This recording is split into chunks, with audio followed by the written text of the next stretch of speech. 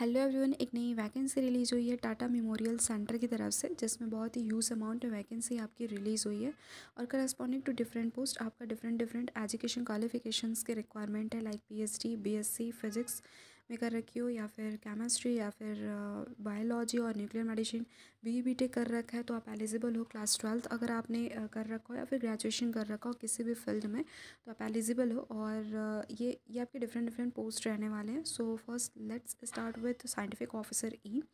और इसमें आपको पे लेवल 12 का दिया जाएगा, और इसकी एज लिमिट जो है 45 है, एज अकॉर्डिंग टू 24 जनवरी 2025 के अकॉर्डिंग काउंट होगा। एंड एजुकेशन क्वालिफिकेशंस में अगर आपने पीएचडी डिग्री कर रखी हो in life science, chemical science और फिजिकल साइंस और इंटरडिसिप्लिनरी एरिया में, और आपके पास इन एक्सपीरियंस है 4 ईयर का आफ्टर पीएचडी के बाद, तो आप एलिजिबल हो इस पोस्ट को अप्लाई करने के लिए।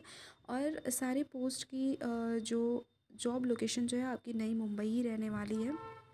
नर्स ए में आपका पे लेवल जो रहेगा आपका 7 का रहेगा, जिसमें आपको 44,900 प्लस आपको अलाउंस दिए जाएंगे पर मंथ।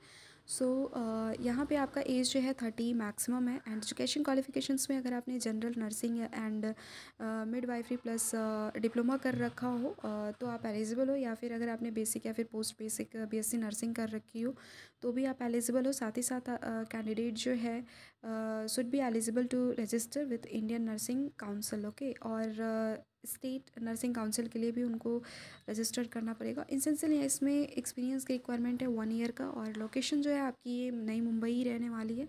नर्स ए जो फीमेल जो है सेम सारे क्वालिफिकेशंस सेम है जैसे एज एवर मैंने बात किया।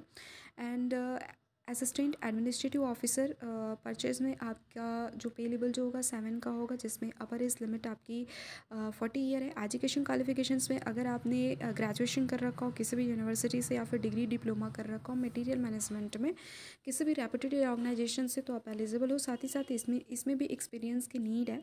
और जो भी कैंडिडेट हैं अगर उन्होंने प्राइवेट सेक्टर में पे लेवल मैट्रिक्स 5 पे वर्क किया है, या फिर किसी भी प्राइवेट सेक्टर में काम किया है, तो भी वो एलिजिबल है। डिज़ायरेबल एक्सपीरियंस की वैसे नीड नहीं होती है, बट आपके पास होती है तो आपको प्रेफरेंस पहले दिया जाता है। एंड साइंटिफिक एडमिनिस्ट्रेटिव ऑफिसर यहाँ पे भी सब कुछ सेम है, एज ग्रेजुएशन होना चाहिए किसी भी यूनिवर्सिटी से, डिप्लोमा होना चाहिए, या फिर अगर आपने डिग्री डिप्लोमा कर रखा है पर्सनल मैनेजमेंट या फिर एचआर मैनेजमेंट में, और हेल्थ केयर मैनेजमेंट किसी भी रेपुटेड ऑर्गेनाइजेशन के थ्रू, यहाँ पे भी आपकी एक्सपीरियंस की नीड है।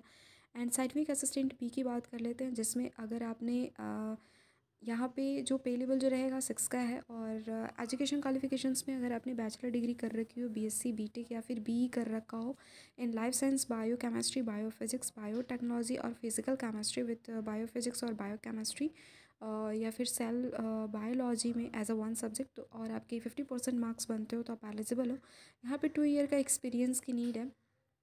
एंड साइंटिफिक असिस्टेंट बी में आपने अगर बीएससी कर रखी हो किसी भी सब्जेक्ट्स में और आपके 50% मार्क्स बनते हैं, और आपके पास साथ ही साथ डिप्लोमा अगर डेंटल मैकेनिक कोर्स अगर 2 ईयर का है किसी भी कॉलेज इंस्टीट्यूशन से, और 1 साल का एक्सपीरियंस है, तो आप एलिजिबल हो इस पोस्ट को अप्लाई करने के लिए। Scientific assistant B nuclear medicine के लिए आपका पे लेवल यहाँ पे 6 का रहेगा, जिसमें आपको इनिशियली 35,400 प्लस अलाउंस आपको दिए जाएंगे पर मंथ। सो यहाँ पे एजुकेशन क्वालिफिकेशंस में अगर आपने बीएससी फिजिक्स कर रखी हो, या फिर केमिस्ट्री, या फिर बायोलॉजी, या फिर न्यूक्लियर मेडिसिन में, और साथ ही साथ आपके पास आरएसओ का अगर सर्टिफिकेट हो, अगर जो एग्जामिनेशन कंडक्ट कराए जाते हैं अगर उसका सर्टिफिकेट हो, तो आप एलिजिबल हो अप्लाई करने के लिए। या फिर अगर आपने बीएससी न्यूक्लियर मेडिसिन में कर रखा हो प्लस पीजी डीएमटी 4 ईयर का इंटीग्रेटेड या फिर प्रोग्राम कर रखा हो, और आरएसओ लेवल 2 का आपके पास सर्टिफिकेट हो, सो आप एलिजिबल हो। या फिर अगर आपने बीएससी न्यूक्लियर मेडिसिन कर रखा हो 3 ईयर का, और 3 ईयर का प्रोग्राम आपने कर रखा हो, और आरएसओ लेवल का सर्टिफिकेट हो जो कंडक्ट कराए जाते हैं आरपी एडी के थ्रू, एईआरबी के थ्रू, और मिनिमम 1 ईयर का आपके पास एक्सपीरियंस होना चाहिए। या फिर अगर आपने एमएससी कर रखी हो न्यूक्लियर मेडिसिन में तो भी आप एलिजिबल हो। एंड टेक्नीशियन में यहाँ पे दे रखा है कि आपने 12th अगर कर रखी है तो आप एलिजिबल हो। साइंस में अगर कर रखी हो मिनिमम आपका एक्सपीरियंस 1 ईयर का होना चाहिए। एंड आपको यहाँ पे जो सैलरी जो दी जाएगी लेवल 2 की दी जाएगी, जिसमें 19,900 प्लस अलाउंस आपको मिलेंगे।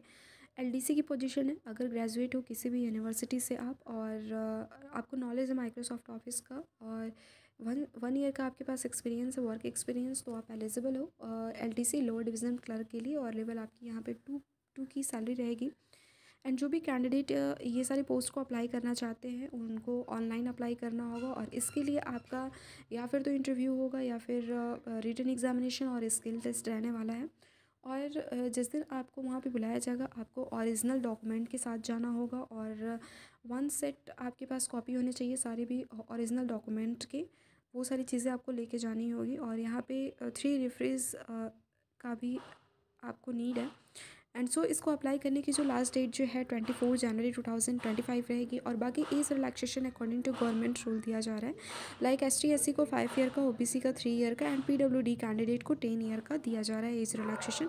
एप्लीकेशन फ़ीस जो है आपकी 300 लगने वाली है। और ST SC फीमेल कैंडिडेट या फिर पर्सन विद डिसेबिलिटी या फिर एक्स सर्विस जो मैन है उनकी जो फ़ीस जो है वो एग्जम्प्टेड है, उनकी फ़ीस नहीं लगेगी।